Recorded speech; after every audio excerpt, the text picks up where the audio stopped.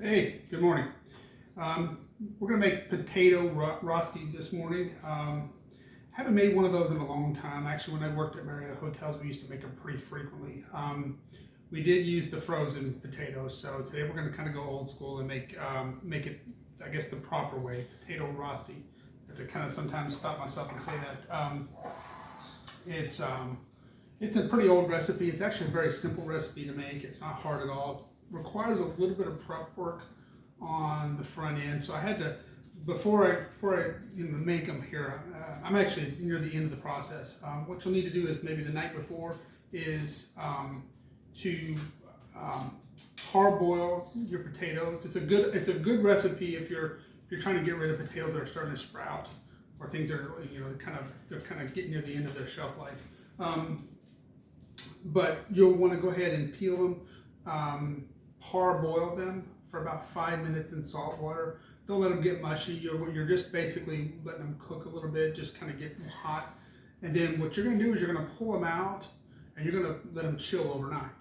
So once you let them chill, then you're going to put them out, take your potatoes out after, cut them in half, and you're going to grate them with a grater. And it should be a consistency that kind of looks like this.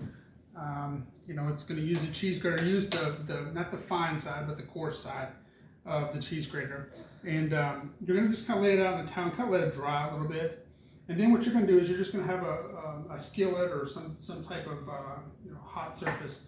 And we're going to go ahead and heat it up, and we're just going to make like little, basically kind of like hash browns, if you can think about it. So, like I said, it's very easy to make. Doesn't require a whole lot. You have potatoes. I have olive oil, salt and pepper. That's it. They're really good though. And obviously, if you maybe overcook them a little bit on the sides, on both sides, you can always finish them off in the oven, which is what I'm probably going to do. All right, so we're going to go ahead and just spray our surface board. Spray it real well. Make sure you get a lot of oil on it. All right, I don't have a cookie cutter, so I'm going to use a glass today to form them. So you're just going to take some out, just kind of form it into a ball. Lay it on your surface. You kind of pat down. You actually don't even have to really use a cookie cutter. I actually think I'm okay. I think I'm just going to make it like this. I don't really think that is necessary. I'm going to turn my heat up though for sure, so I can get that nice and hot. You want to let this kind of dry a little bit. It shouldn't be real mushy.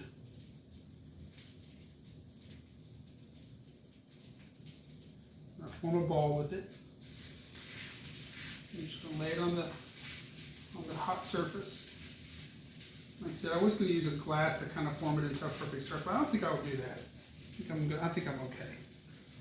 Like I said, when I worked at Marriott, we use the frozen kind, and you can. I mean, there's nothing wrong with that. So obviously, if you're a little bit crunched on time, obviously you can cheat a little bit. Not a big deal.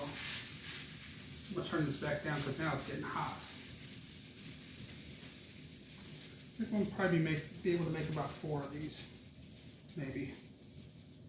Which is good because I think I used 3 potatoes, big ones, but they were sprouting, so I had to clean them up last night.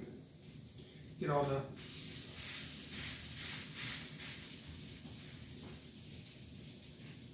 So I'm just going to fold this in. I think this is Swedish.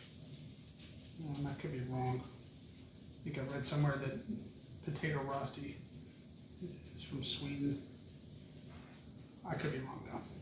I'm not 100% sure. I know it's not French. Well, there's a French version of this. It's a little similar. The French one involves putting eggs in it. So it's really, once I get this nice and hot, I'm just going to hit it with some salt and pepper.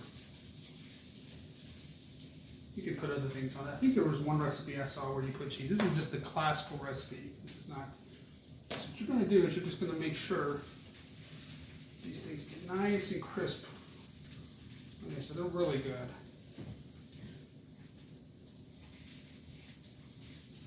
Yeah, it's not bad.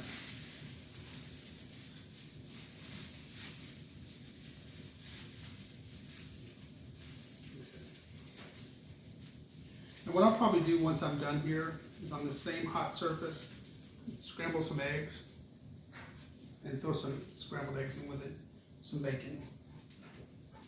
That's always a good.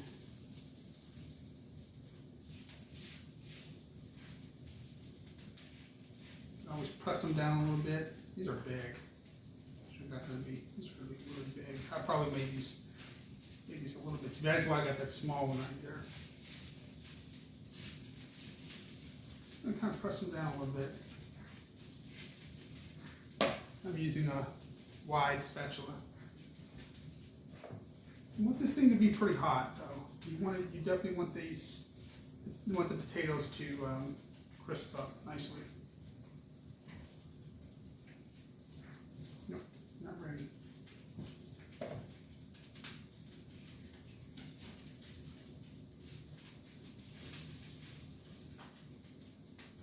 I'll go ahead and get some eggs ready to go.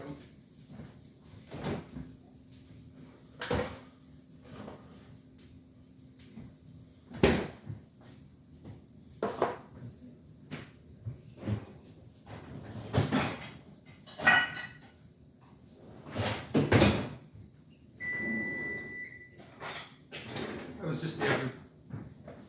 Get some nice eggs going here. We got 5 eggs, perfect for a family of 4.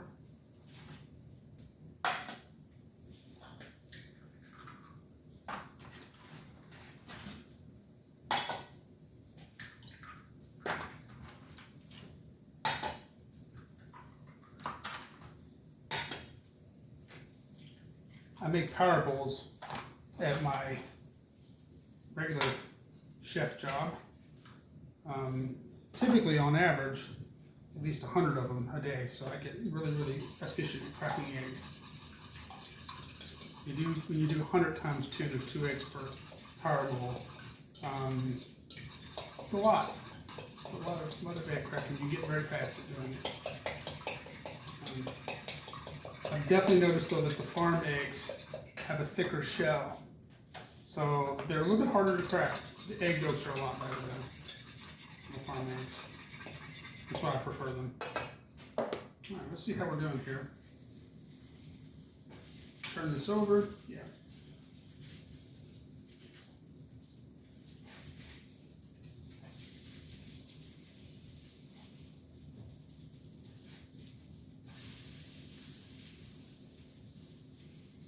And what you can also do whenever you're done, let's say that this thing is kind of like, I don't know, it's not really holding its shape very well. You can always take a cup at the very end and kind of tighten it up a little bit. This is something that when you serve it, you really don't have to worry about being like, oh, is this perfect circle or anything like that. I mean, I guess if you really wanted to, you could, but I don't really think it's that much urgency. I'm gonna find a different tool.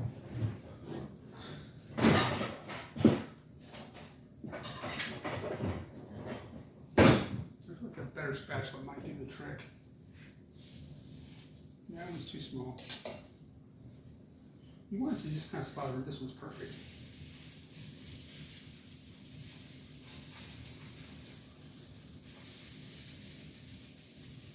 Like I said, once you flip it, you can always kind of form it back together again. It's not the end of the world. What you don't want to do is burn it. That can happen.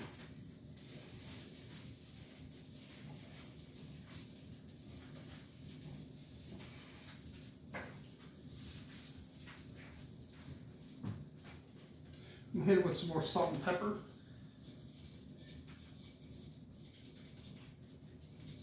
And while I got the salt and pepper out, I'm gonna hit the eggs with salt and pepper. Like I said, once I'm done, once I throw these in the oven, I'm gonna use this for some eggs and probably some bacon too. Recycling. Not hard.